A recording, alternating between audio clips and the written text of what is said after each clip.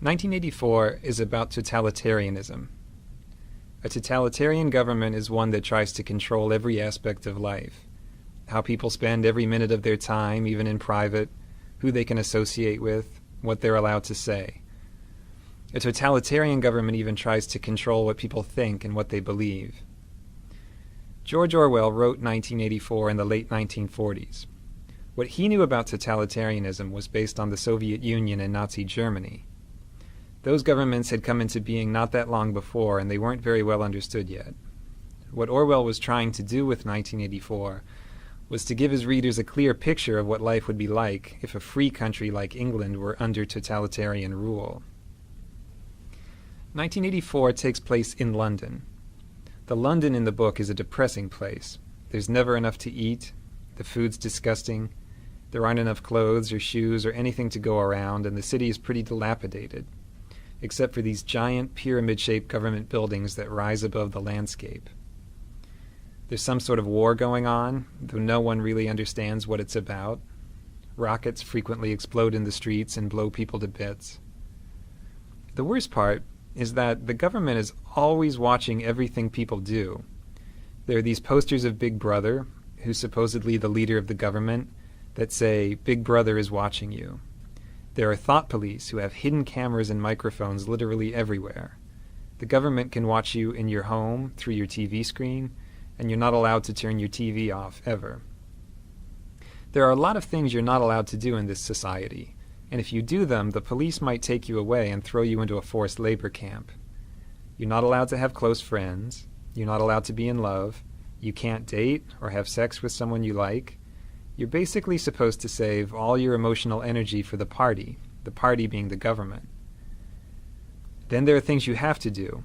You have to watch the government programming on TV, most of its news, some of its exercises. You have to attend pep rallies, including this one called the 2 Minutes Hate. So it's hard to even have time to think your own thoughts, because they're constantly filling your head with propaganda. The main character of 1984 is Winston Smith. He's 39, he has a job in the government, and he lives this horrible, dreary existence without any friends or anyone in his life. At the beginning of the book, he starts writing a diary to talk about how much he hates life in his society, even though writing a diary is one of those things you'd be killed for doing if you were caught. The diary is his place for thinking about his society. It's a place where he tries to imagine if life could possibly be different from the way it is. There's no way for him to know if things were ever different before, because the government has changed all the records of the past and rewritten all the history books. At the beginning of the novel, there are two other people who matter to Winston, and he doesn't even know either of them. One of them is Julia. Julia is this attractive young woman who works in the same building as him. She's some kind of mechanic.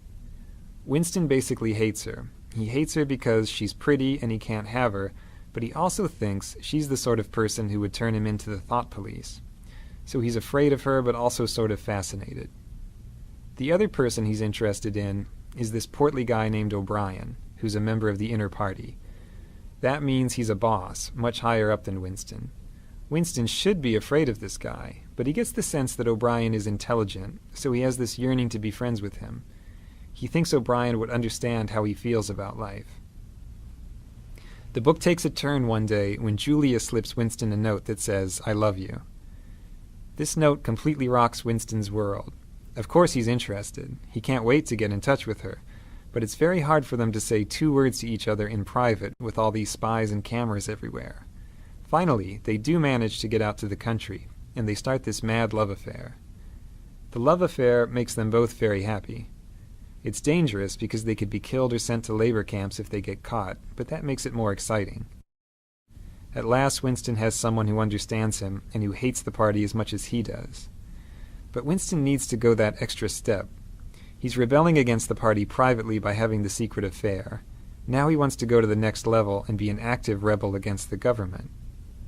He gets his chance one day, when O'Brien invites him to his apartment to look at something work-related. Winston takes a leap of faith and guesses that O'Brien must be part of the rebellion, because no one invites people over to their home. It just isn't done. So he and Julia go to O'Brien's house and confess that they want to be rebels, and O'Brien says, "Yes, I'm a rebel too," and we all read this book that explains why things are the way they are. Winston reads the book, and he's blown away by it. Unfortunately, right after he reads it, the thought police bust in and arrest him and Julia and carry them off to the Ministry of Love to torture them. So we learned that O'Brien wasn't a rebel after all. He just wanted to catch Winston. In the Ministry of Love, they torture Winston in all sorts of horrible ways. They break his bones in his teeth, they use electric shock, they starve him, and on and on. He tells them everything he knows, he confesses to everything they ask him, and he tells them everything he knows about Julia. After torturing him over and over, O'Brien finally tells Winston what it is that the government really wants. What they want is to have total power over the minds of people like Winston. They want people like Winston to say 2 + 2 = 5 and really believe it, not just say it to avoid a beating. For the government, it's purely an exercise in power. They're not trying to control his mind for some other purpose. They just want to exercise total power over people's minds.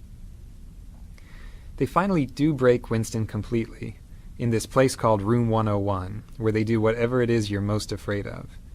They lock his face into a cage and threaten to let these rats eat their way through his face. He has a phobia of rats, so he loses it and says, "Do it to Julia, not me," which is a complete betrayal of what's most important to him. The government has taken his last shred of integrity. After he does that, they let him and Julia go.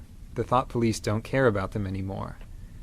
The two of them meet on the outside, but they can't love each other anymore. Winston and Julia are basically broken people after they get out.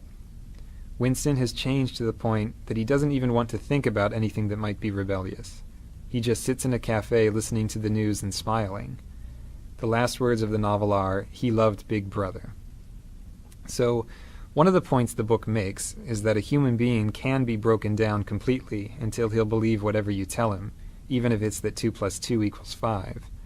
At the same time, the book has a positive message, which is that it's really hard to get inside someone's head to that extent. The government has to go to incredible lengths to brainwash Winston successfully. For more information about 1984, check out the SparkNote to it on sparknotes.com.